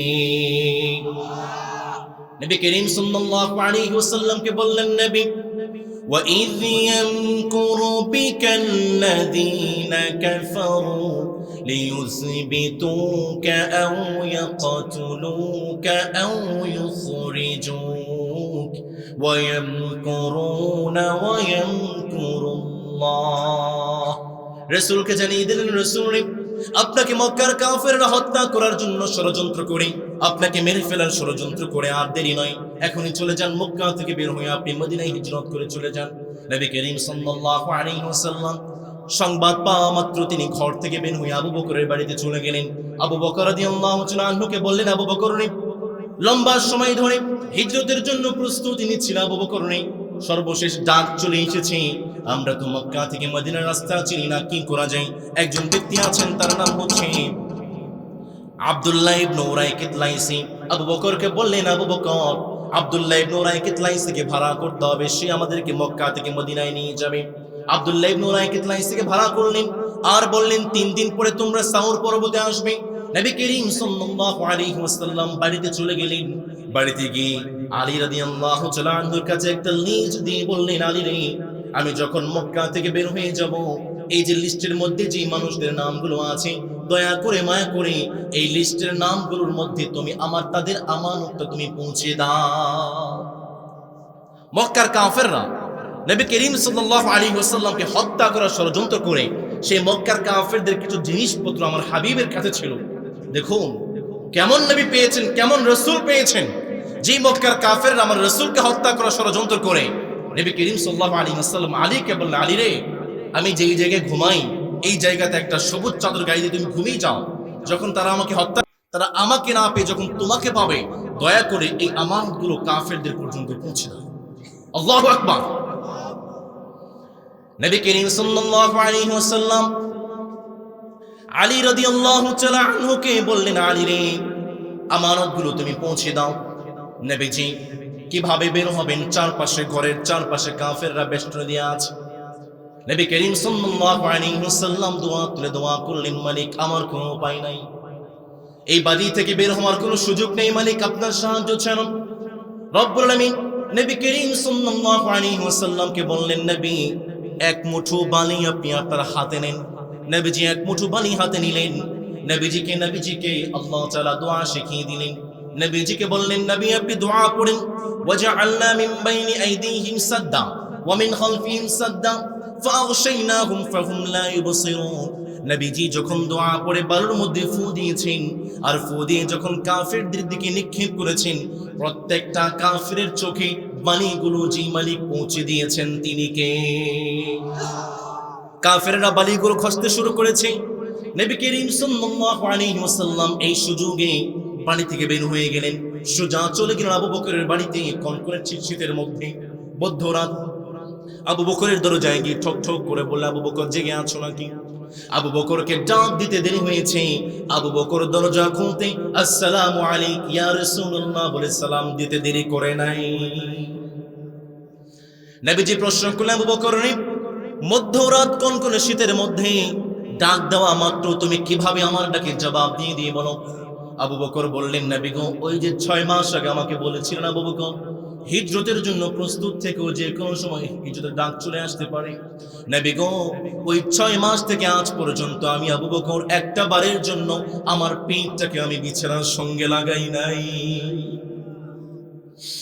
আবু বকর রাদিয়াল্লাহু তাআলা আনহুকে নিয়ে নবীজি চলতে শুরু করলেন। নবীজি কিন্তু প্রথমে মক্কা থেকে মদিনার পথ ধরেন নাই। যারা মক্কায় গিয়েছেন, যারা সৌদি আরবে গিয়েছেন, নবীজি মক্কা থেকে মদিনার পথ ধরেন নাই, নবীজি ইয়েমেনের পথ ধরেছেন। নবী করিম সাল্লাল্লাহু আলাইহি ওয়াসাল্লাম হাঁটি হাঁটি পা করে সাউর পর্বতের দিকে উঠে গেলেন। নবী করিম সাল্লাল্লাহু আলাইহি ওয়াসাল্লামের সময়, তৎকালীন সময়ে কাফেররা মানুষের পায়ের চিহ্ন দেখে তারা চিহ্নিত করতে পারত কোন মানুষটা কোন দিকে যায়। নবীজি চিন্তা করলেন, আমি যে ইয়েমেনের দিকে যাচ্ছি, মক্কার কাফেররা যখন দেখবে আমার পায়ের ছাপ, তারা আমাকে চিনে ফেলতে পারে। দেখো আমার হাবিব ইসলামের জন্য কত কষ্ট করেছে। নবী করিম সাল্লাল্লাহু আলাইহি ওয়াসাল্লাম পায়ের পুরো পাতা মাটিতে না ফেলে, পাথরে না ফেলে, নবীজি পায়ের আঙ্গুলের উপরে ভর করে করে আজকের সেই সাউর পর্বতে তিনি আরোহণ করেছেন। আমার রাসূল পুরো পায়ের পাতাটা ফেলেন নাই। আমার রাসূল পায়ের আঙ্গুলের উপরে ভর করে যারা মক্কায় গিয়েছেন, যারা হজ করেছেন, আপনারা জানেন, যারা সাউর পর্বতে গিয়েছেন, সাউর পর্বতটা হচ্ছে পাথরের পর্বত। নবীজি যখন পায়ের উপরে আঙ্গুলের উপরে ভর করে করে পাহাড়ের উপর উঠছেন, নবীজির পায়ের আঙ্গুলগুলোর মধ্যে রক্ত জমাট বেঁধে গিয়েছে। নবী করিম সাল্লাল্লাহু আলাইহি ওয়াসাল্লাম পাহাড়ের উপরে উঠলেন। আবু বকর বললেন, নবী গো, লম্বা সময় ধরে আপনি হাঁটছেন, একটু বিশ্রাম দরকার। এই যে একটা গুহা দেখা যায়, সাউর গুহা, নবীকে একটু বিশ্রাম দরকার, আপনি একটু বিশ্রাম করেন। আবু বকর রাদিয়াল্লাহু তাআলা আনহু তিনি তার নিজের কাপড়গুলো ছেড়ে তিনি গুহাটাকে পরিষ্কার করলেন। আবু বকর দেখতে পেলেন গুহার চারপাশে বেশ কিছু গর্ত দেখা যায়। আবু বকর চিন্তা করলেন গর্তের মধ্যে সাপ থাকতে পারে। নবী প্রেমিক কেমন হয়, রাসূল প্রেমিক কেমন হয়। আবু বকর নিজের জামাটাকে ছিঁড়ে টুকরো টুকরো করে সেই সাপের গর্তগুলো তিনি বন্ধ করে দিলেন। কিন্তু একটা গর্ত বন্ধ করার মতো কাপড় নেই, কাপড় শেষ হয়ে গিয়েছে। আবু বকর চিন্তা করলেন, আমার রাসূল যখন ঘুমিয়ে পড়বেন, আমি আমার পা দিয়ে সেই গর্তটাকে বন্ধ করে দেব। নবী করিম সাল্লাল্লাহু আলাইহি ওয়াসাল্লামকে বললেন, নবী একটু গর্তের মধ্যে নামেন, একটু আরাম ফরমান, বিশ্রাম ফরমান। নবী করিম সাল্লাল্লাহু আলাইহি ওয়াসাল্লাম দোয়া পড়লেন, ওয়াকুর রব্বি আদখিলনি মুদখালা সিদকিন ওয়া আখরিজনি মুখরাজা সিদকিন ওয়াজআলনি মিন লাদুনকা সুলতানান নাসীরা। নবীজি দোয়া পড়ে গুহার মধ্যে নেমে গেলেন। আবু বকর রাদিয়াল্লাহু তাআলা আনহু এভাবেই বসে আছেন। নবীজি আবু বকরের উপরে মাথা রেখে একটু বিশ্রাম আরাম ফরমাচ্ছিলেন। এমন সময় ওই যে গুহার মধ্যে আবু বকর পাটাকে ঠেকিয়ে রেখেছিলেন, সেই গুহা থেকে একটা সাপ বের হওয়ার চেষ্টা করছে। বের হতে না পেরে বিষাক্ত সেই সাপ আবু বকরের পায়ের মধ্যে ঠোকর মেরেছে। বিষের যন্ত্রণায় আবু বকর সহ্য করতে পারেন না, কি করবেন, চোখ দিয়ে পানি বের হয়ে যায়। আবু বকরের সেই চোখের পানির ফোঁটা নবীজির গাল মুবারকে পড়ে গিয়েছে। নবীজি উঠে পড়লেন, আবু বকর কি করো, কান্না করছো? পরিবারের কথা মনে পড়ে, সন্তানের কথা মনে পড়ে। আবু বকর রে, আমারও তো পরিবারের কথা মনে পড়ে। আমার যদি দেশ থেকে, আমার যদি দেশের প্রতি আমার এতটাই ভালোবাসা, আমার যদি কোনো সুযোগ থাকতো, আমি এক মুহূর্তের জন্য আমি মক্কা ছেড়ে মদিনায় যাইতাম। নবীজি আবু বকরকে বললেন, আবু বকর রে, কান্না করিস না, সুসংবাদ খুব শীঘ্রই আসতেছে। আবু বকর রাদিয়াল্লাহু তাআলা আনহু বললেন, নবী আমি তো আমার পরিবারের জন্য কান্না করছি না। নবী গো, আমি একটা পা দিয়ে গর্তটাকে ঢেকে রেখেছিলাম, সেই গর্তের মধ্যে বিষাক্ত সাপ আমার পায়ের মধ্যে আঘাত করেছে। বিষের যন্ত্রণায় আমি আবু বকরের চোখ দিয়ে পানি বের হয়ে গিয়েছে। নবী করিম সাল্লাল্লাহু আলাইহি ওয়াসাল্লাম বললেন, আবু বকর রে, কি বলো, তোমাকে বিষাক্ত সাপ কামড়িয়েছে কিন্তু তুমি আমাকে বলো নাই। আবু বকর বললেন, নবী আমি মরে যাব, এরপরও আমি আমার রাসূলকে এক বিন্দু পরিমাণ কষ্ট সহ্য করতে দেব না।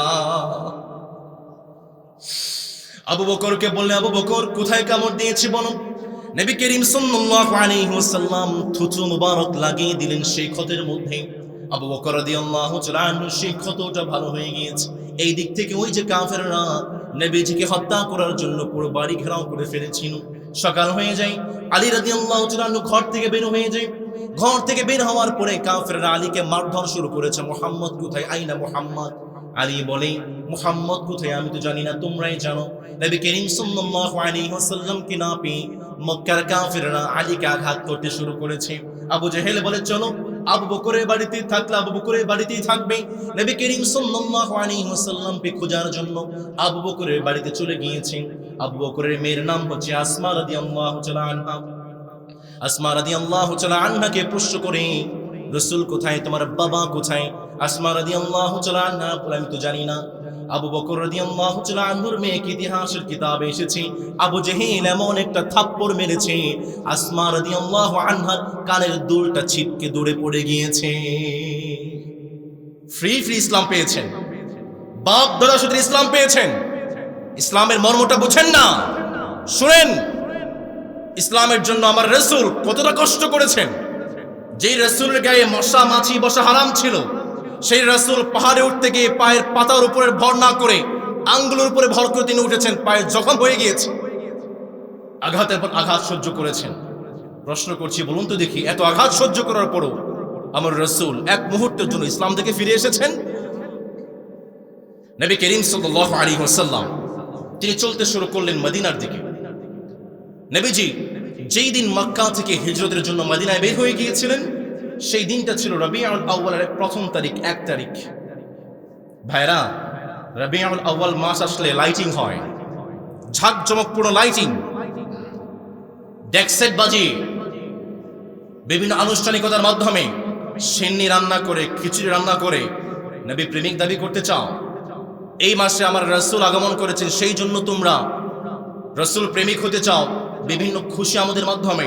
কই, এই মাসেই তো আমার রাসূল মক্কা থেকে মদিনায় হিজরত করেছেন, এত কষ্ট করেছেন, সেই কষ্টের অনুভূতি তোমাদের মধ্যে কোথায়?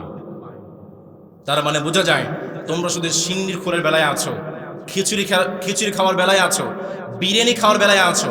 আসল সাচ্চা রাসূল প্রেমিক তোমরা নও। নবী করিম সাল্লাল্লাহু আলাইহি ওয়াসাল্লাম মক্কা থেকে মদিনায় বের হয়ে গেলেন।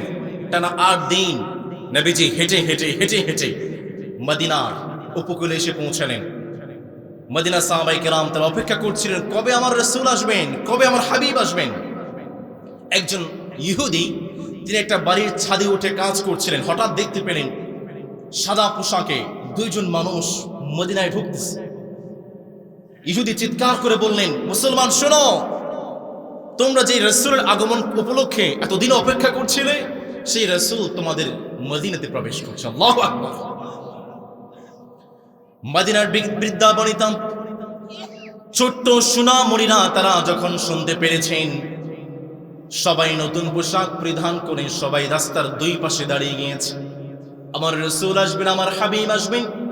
নবী করিম সাল্লাল্লাহু আলাইহি ওয়াসাল্লাম যখন মদিনাতে পা রেখেছেন, মদিনার নাম ছিল ইয়াসরিব।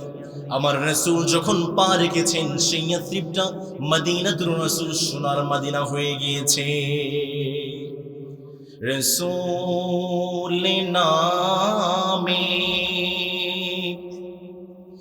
কে এলো মদিনায়, রাসূল নামে। ওরে আকাশের ওই চন্দ্র থেকে ওকে আলো দুনিয়ায়,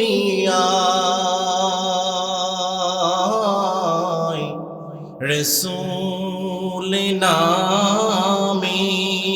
পড়ে আল্লাহু আকবার। নবী করিম সাল্লাল্লাহু আলাইহি ওয়াসাল্লাম অসুস্থ হয়ে পড়লেন। মক্কাতে থাকতে থাকতে নবী অসুস্থ হয়ে পড়লেন। নবী করিম সাল্লাল্লাহু আলাইহি ওয়াসাল্লাম শাহাদাত বরণ করলেন, ইন্তেকাল করলেন। নবী করিম সাল্লাল্লাহু আলাইহি ওয়াসাল্লামের ইন্তেকালের পরে আবু বকর রাদিয়াল্লাহু তাআলা আনহুকে জোর করে ইসলামী রাষ্ট্রের খলিফা বানিয়ে দেওয়া হয়েছে। আবু বকর রাদিয়াল্লাহু তাআলা আনহু বলেন, না, আমি প্রেসিডেন্ট হওয়ার যোগ্য নই, আমি খলিফা হতে পারবো না। আবু বকর রাদিয়াল্লাহু তাআলা আনহুকে জোর করে ইসলামী রাষ্ট্রের খলিফা বানিয়ে দেওয়া হয়েছে। ইসলামী রাষ্ট্রের খলিফারা খলিফা হতে চাইতেন না। আর আমাদের শাসকরা, আমাদের খলিফারা হচ্ছে এমন, তারা খিলাফত পাওয়ার জন্য, ক্ষমতা পাওয়ার জন্য মানুষকেও হত্যা করতে দ্বিধা করেন। বিএনপির ভাইরা, জামাত ইসলামের ভাইরা রাগ করিয়েন না। কয়েকদিন আগে মনোনয়ন দেওয়া হয়েছে।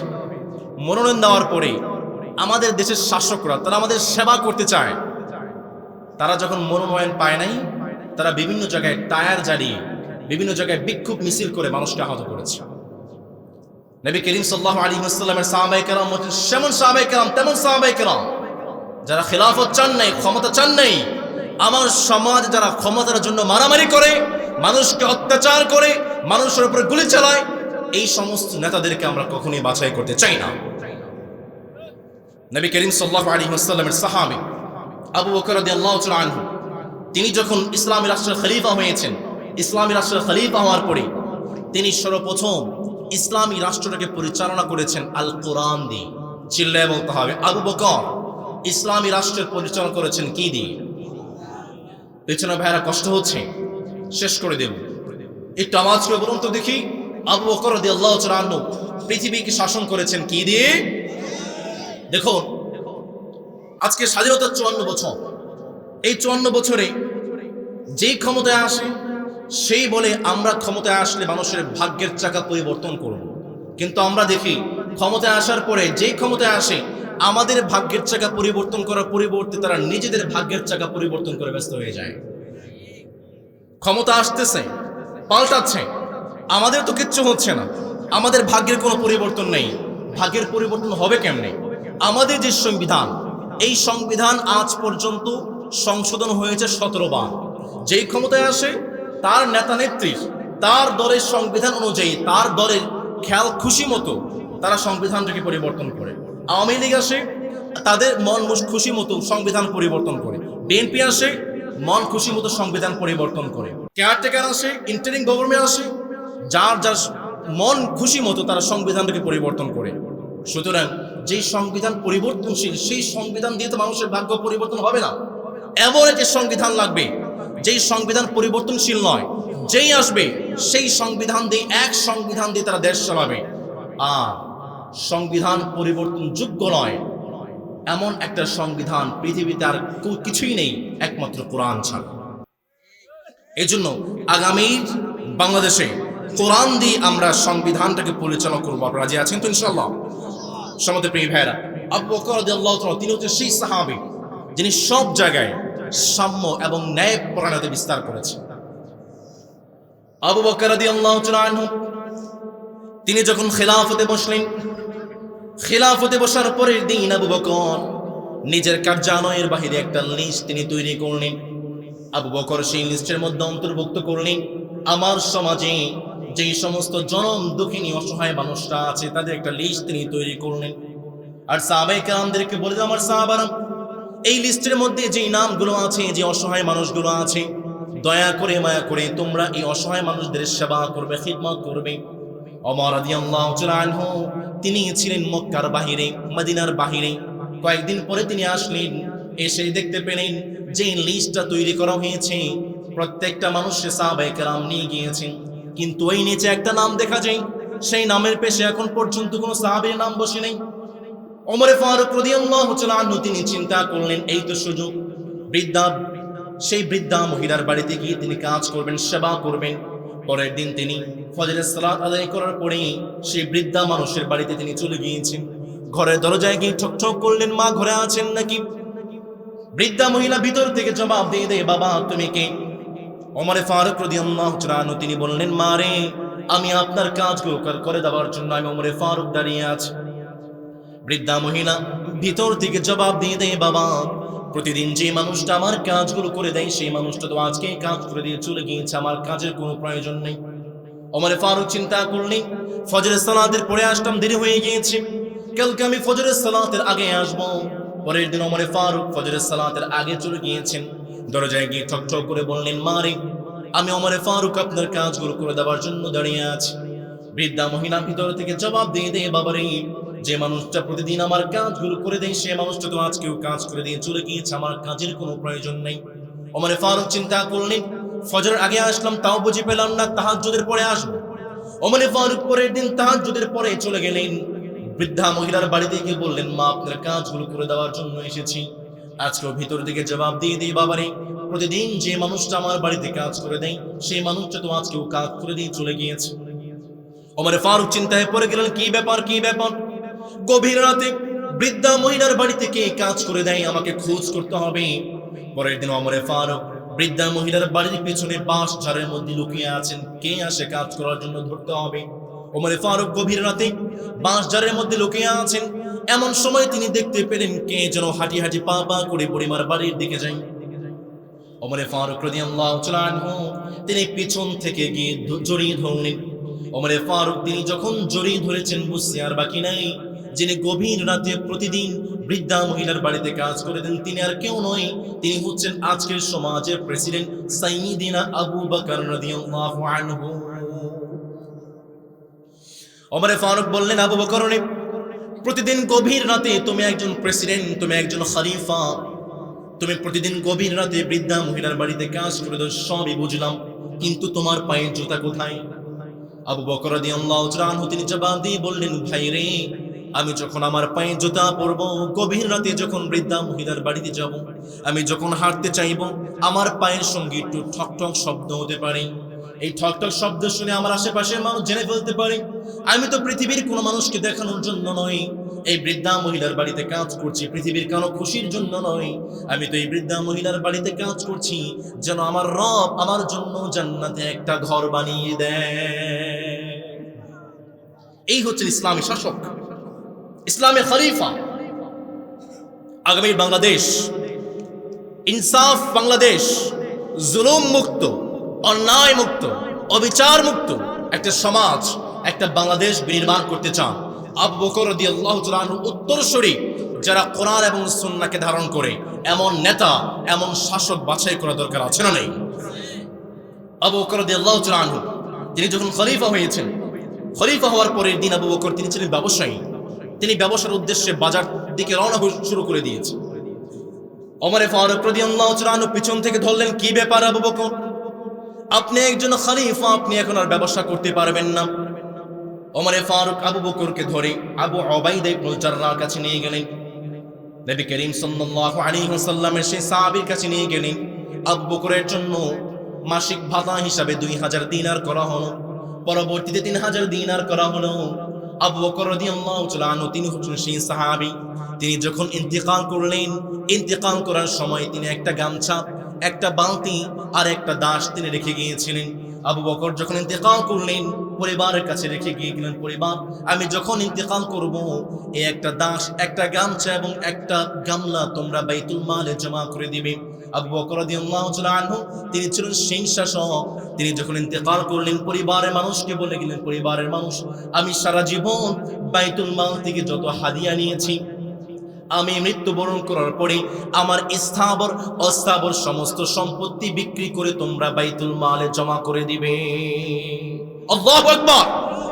এই ছিল ইসলামের শাসক আবু বকর রাদিয়াল্লাহু তাআলা আনহু। সুতরাং সিদ্দিক আলী ভাইরা আর বোকা হয়েন না, অনেক বোকা হয়েছেন। আমাদের রক্ত এবং ঘামের ট্যাক্সের টাকায় চলে আমার দেশ, অনেক বোকা হয়েছেন, আর বোকা হয়েন না।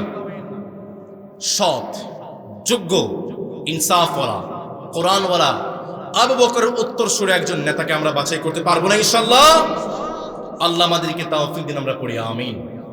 আল্লাহ তাআলা আগামীর বাংলাদেশ বিনির্মাণে একটা সুন্দর বাংলাদেশ বিনির্মাণ করার তৌফিক দিন, আমরা পড়ি আমিন। যতটুকু কথা বলেছি কোরআন এবং হাদিস থেকে বলার চেষ্টা করেছি, এরপরও কোনো ভুল তথ্য যদি আমার মুখ দিয়ে বের হয়ে যায় আল্লাহ তাআলা আমাদের স্মৃতিপট থেকে তা মুছে দেন, আমরা পড়ি আমিন। আপনাদেরকে শুকরিয়া জানাচ্ছি এই গভীর রাতে আপনারা আমার কথাগুলো শুনেছেন। মাহফিল কমিটিকে শুকরিয়া জানাচ্ছি, মাদ্রাসার জন্য দোয়া করছি আল্লাহ তাআলা এই মাদ্রাসাকে দ্বীনি মারকাজ হিসেবে কবুল করুন, আমরা পড়ি আমিন। আমরা যেভাবে এখানে বসেছি আল্লাহ তাআলা যেন জান্নাতেও ঠিক এভাবেই বসার তৌফিক দিন, আমরা পড়ি আমিন। ওয়া আখিরু দাওয়ানা আলহামদুলিল্লাহি রাব্বিল আলামিন। ওয়াসসালামু আলাইকুম ওয়া রাহমাতুল্লাহি ওয়া বারাকাতুহু।